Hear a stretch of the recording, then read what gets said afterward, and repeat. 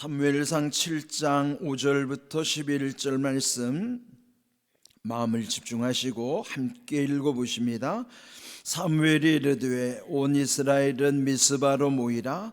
내가 너희를 위하여 여호와께 기도하리라 하며 그들이 미스바에 모여 무릎을 길어 여호와 앞에 붓고 그날 종일 금식하고 거기에서 이르되 우리가 여호와께 범죄하였나이다 하니라.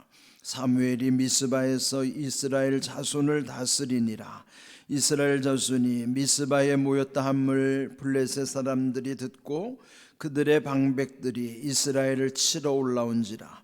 이스라엘 자손들이 듣고 블레셋 사람들을 두려워하여 이스라엘 자손이 사무엘에게 이르되 당신은 우리를 위하여 우리 하나님 여호와께 쉬지 말고 부르짖어 우리를 블레셋 사람들의 손에서 구원하시게 하소서 하니 사무엘이 젖 먹는 어린 양 하나를 가져다가 온전한 번제를 여호와께 드리고 이스라엘을 위하여 여호와께 부르짖음에 여호와께서 응답하셨더라.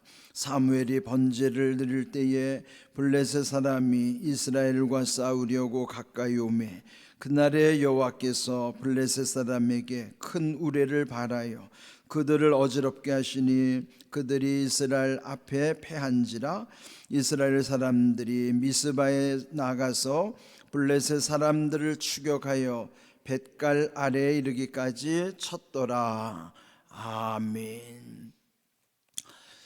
인생을 살다 보면은 어떤 중요한 전환점이 있어요. 이제 일명 터닝 포인트, 그 이전과 이후의 삶이 아주 극명하게 달라지는 아주 놀라운 변화의 때를 경험할 수 있는 것이죠. 사실 우리가 믿는다고 하는 것은 이전과 이후의 삶이 아주 분명해야 됩니다. 이런 놀라운 변화를 오늘 이 말씀 속에서 또 우리는 또 묵상하게 됩니다. 우리 지난 시간에 보았던 것처럼 사무엘이 본격적으로 등장하면서 그동안에 하나님으로부터 멀어졌고 또 하나님께로부터 징계를 당했던 이스라엘 민족을 다시 회복시키는 일에 그 구심점 역할을 하는 인물이 이 사무엘이었습니다. 지난 시간 말씀처럼 사무엘이 그들에게 말하기를 전심으로 여호와께 돌아오라 하는 거예요.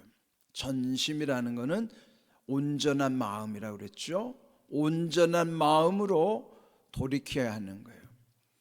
하나님과의 관계에 있어서는요, 온전한 마음이 아니면은 다 가짜가 되는 거예요. 우리가 완전해서가 아니고 적어도 우리는 불완전한 존재라 할지라도 내 마음만은 오락가락하면 안 되고 내 마음에서부터 진실함으로 거짓 없음으로 하나님께 나와야 되는 것이에요.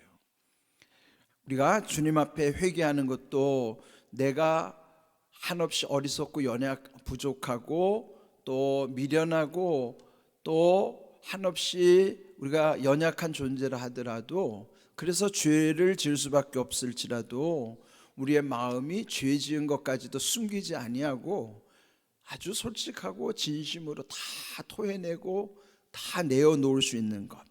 그래서 여기서 그 사무엘이 주장한 것은 전심으로 돌아오는 데 있어서 그동안에 마음에 두었던 우상들을 다 제거하고 하나님만 섬기라 그랬어요. 그동안에는 우상도 하나님도 섬겼는데 이제는 우상을 제거하면 하나님만 섬기게 되는 거예요. 문제는 우리 안에 우상 딴지를 그대로 두면서 하나님도 섬기는 게 문제예요. 그러나 우상을 제거해야만 하나님만 섬기게 되는 것이죠. 그러니까 섬김의 차원은 거기에 그 무엇으로도 대체하면 안 돼요. 경배의 대상, 섬김의 대상, 예배의 대상은 오직 하나님만이어야 되는데 우리는 이따금 내가 좋아하는 것들이 있어요. 어떤 육정에 관련된 거라든지 또 어떤 본능에 치우치는 일이라든지 이런 것, 특별히 우리가 자녀들 문제로 인하여 하나님을 잊어버리게 된다든지 내가 좋아하는 어떤 취미생활이나 돈이나 명이나 권력으로 인해서 하나님을 잊어버리고 하나님으로부터 멀어져서 마침내는 하나님을 잃어버린다고 하면은 그런 모든 것은 다 우상딴지들이 되는 거예요. 차원을 바꾸면 안 돼요. 하나님의 차원과 인간의 차원이 이게 혼돈이 되면 안 됩니다. 차원은 격상시켜도 안 되고 격하시켜도 안 돼요. 내가 좋아하는 것들을 하나님 차원으로 격상시켜도 안 되고 하나님을 내가 좋아하는 수준으로 격하시켜도 안 된단 말이에요. 하나님의 차원과 나의 차원은 침범할 수가 없어요. 움직일 수도 없어요. 그런데 우리는 내가 좋아하는 것, 내가 중독되어 있는 것을 마치 하나님의 자리에다가 격상시키려고 하니까 문제가 되는 것이죠. 그래서 지금 이 사무엘로 인하여 그런 모든 마음속에 있는 것들을 다 제거하고 하나님만 섬기도록, 이전에는 하나님도 섬겼었지만은 이제는 하나님만 섬기는 것, 이 영적 질서가 분명하면 그 다음에는 내가 좋아하는 것들이 그 밑에서 다 질서를 유지하는 거예요. 그리고 내가 좋아하는 것들 때문에 하나님과의 관계가 흔들리지 않아요. 하나님과의 관계가 아주 분명해야 내가 좋아하는 것들과의 관계도 아주 선명하게 드러나는 것이죠. 혼돈하지 않는다는 거예요. 그러면서 오늘 여기에 이제 구체적인 내용들이 오늘 읽은 말씀입니다. 먼저 그들을 이 미스바로 모이라고 명령했어요. 미스바는 그들이 전체에서 모이기 좋은 장소이기도 하지만은 원래 미스바라고 하는 뜻은요, 망대라는 뜻이에요. 망대 뭐예요? 혹시 왜 적군이 쳐들어오지 않는가를 이렇게 감시하는 높은 곳에 있는 것이 망대죠. 요즘 이제 이단들 중에 극성을 부리는 여호와의 증인들이 그 전도지로 쓰는 파수대라는 뜻이기도 해요. 파수대. 워치타워라고 하는 그 여호와 증인들이 만든 전도지 있죠? 그게 파수대란 말이에요. 그 원래 이름이 그게 망대 또는 미스바라는 뜻이란 말이에요. 그 미스바에 다 모여서 먼저 한 것은요, 물을 길어 여호와 앞에 부은 일이에요. 물을 왜 길어서 그 앞에다가 쏟아 놨을까요? 그들의 심령을 마치 물을 쏟듯이 하나님 앞에 그들의 마음에 있는 모든 것들을 주님 앞에 쏟아놓기 위함인 거예요. 우리 흔히 좋아하는 찬송가에 보면은요, 539장이 너 예수께 조용히 나가 내 마음을 쏟아놓으라, 그런 말씀 있죠.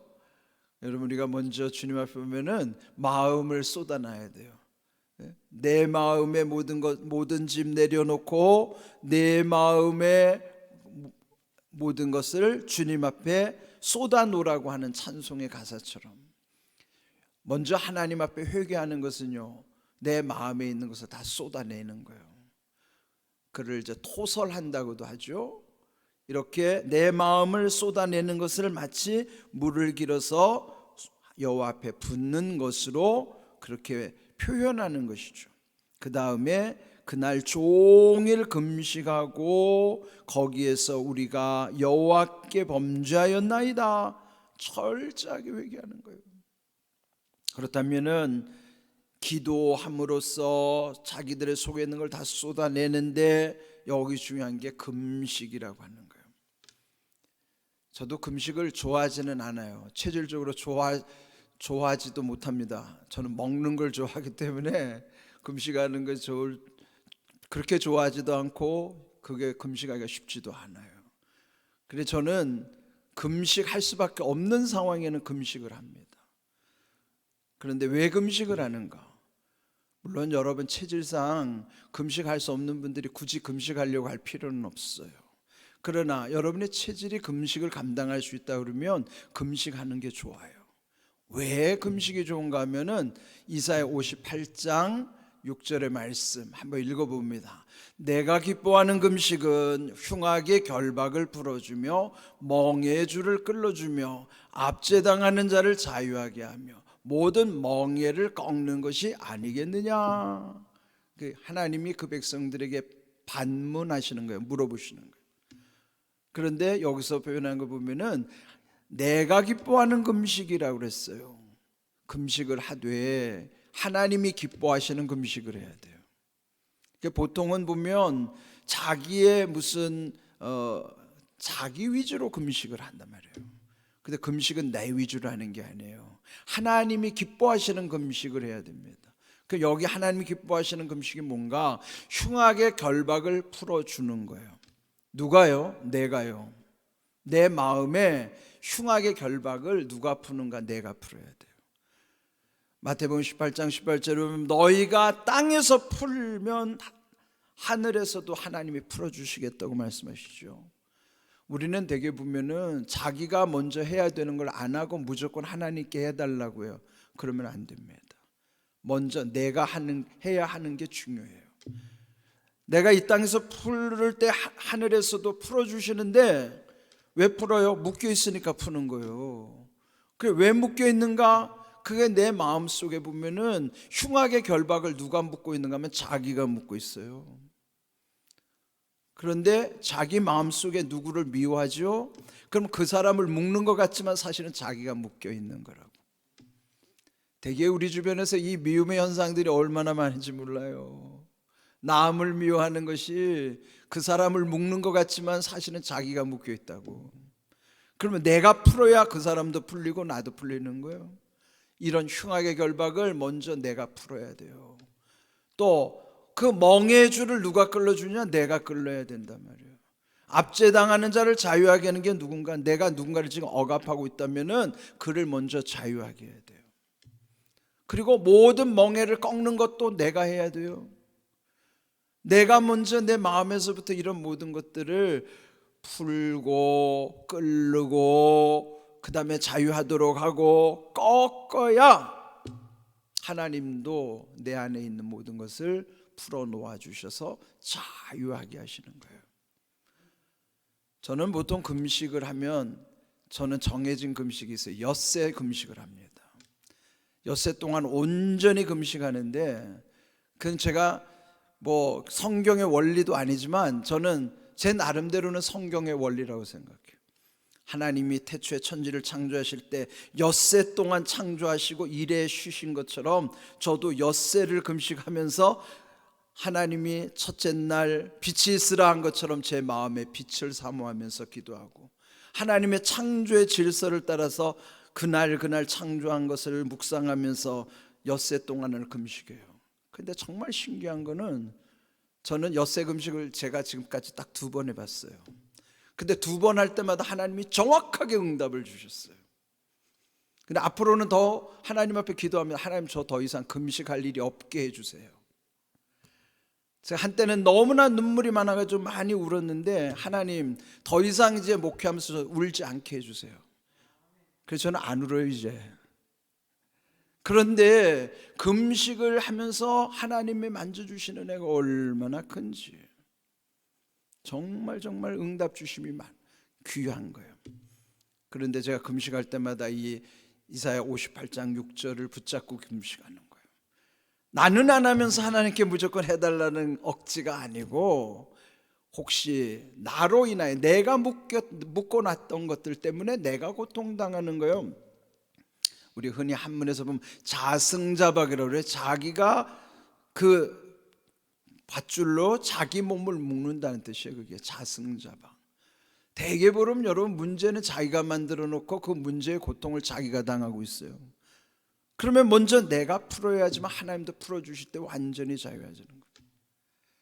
저는 그런 금식의 은혜를 경험했기 때문에 이 말씀 속에 하나님이 기뻐하시는 금식이야만이 흉악의 결박도 멍에의 줄도 압제도 멍에도 다 사라지는 거예요.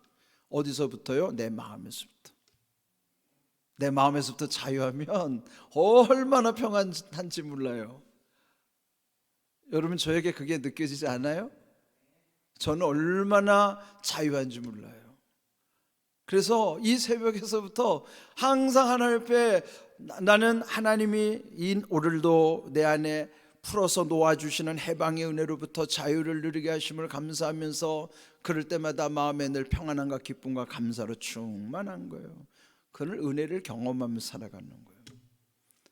여기 지금 이 미스바에 모여서 그 백성들이 이전과 달랐던 건 뭐냐면 이렇게 철저하게 회개하면서 금식했다고 하는 것이 중요한 거예요. 마음을 쏟아놓고 그들이 하나님이 기뻐하시는 금식 가운데 하나님이 그들과 함께 하신다는 놀라운 증거를 주시는 거예요. 자, 그러면서 여기 이제 이들이 철저하게 회개했는데 7절을 보니 그들에게 위기가 다가온 거예요.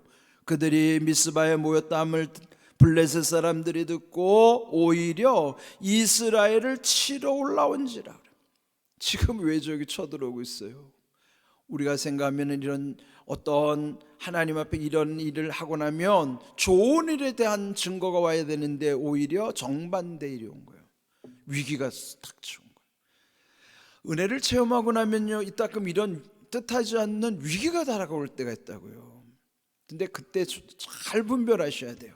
그 위기는 우리를 힘들게 우리에게 고통을 주기 위함이 아니라 그 위기를 통해서 반전의 기회로 삼기 위하십니다. 하나님이 함께 하신다고 하는 증거를 보여주시기 위함이고 표적을 주시기 위함이에요. 그래서 영적으로 그러면 잘 분별하셔야 됩니다. 블레셋이 이전에도 쳐들어왔을 때 그들은 법궤를 앞세우고 나가서 전쟁했지만은 오히려 3만 명이나 죽는 끔찍한 참사를 겪었던 거예요. 그러니까 이전에 패했던 경험 속에서 다시 블레셋이 쳐들어왔다고 할 때 얼마나 두렵겠습니까? 그런데 이때 여기 7절 끝에 보면은 블레셋 사람들로 인하여 두려워하였지만 8절을 보면은 오히려 사무엘에게 당부하기를 우리를 위하여 우리 하나님 여호와께 쉬지 말고 부르짖어 그들의 손에서 구원하시게 하소서. 구원하시게라는 거예요. 하나님이 우리를 구원하시도록 사무엘로 하여금 기도를 쉬지 말라고 하는 거예요. 얼마나 놀라운 변화입니까? 이 모든 게 하나님의 주권에 있으니 사무엘 지도자로 하여금 당신은 쉬지 말고 기도하십시오. 기도가 답이라는 걸 아는 거예요. 그래서 오늘 제목처럼 그들이 9절 후반부에 보면 부르짖음에 하나님이 응답하셨더라 하는 거예요. 그렇습니다. 부르짖는다고 하는 게 얼마나 절실하고 절박한 상황이에요. 우리도 하나님께 부르짖을 때 이렇게 간절하게 기도하면 하나님 반드시 응답하세요. 부르짖음에 응답하시리라. 그런데 여기서 그들이 아주 철저하게 하나님만 섬기는 증거들이 그들의 기도 속에도 회개와 또 금식 속에서 또 지도자를 아주 신뢰하는 그런 모든 관계 속에 다 하나님만 섬기는 증거들이 나타나게 되는 것이죠. 오늘 주신 말씀도 다시 한번 강조합니다. 우리 안의 문제는 하나님도 섬기는 게 문제인데 하나님만 섬기는 터닝 포인트가 있어야 돼요. 대전환이 이루어져야 된다고요. 그럴 때 우리의 믿음이 이제 그때부터 온전해지기 시작하는 거예요. 그럴 때 주신 하나님의 은혜와 복이 얼마나 큰지 몰라요. 저는 그걸 지금 누리고 있어서 얼마나 감사한지 몰라요. 여러분, 목사라고 해서 믿음이 좋은 게 아니에요. 그런데 저도 이제는 철든 믿음으로부터 저도 깨닫는 은혜를 주신 다음부터 얼마나 신앙이 귀해지고 하나님이 표적과 기사와 그런 능력과 은사를 부어주신지 몰라요.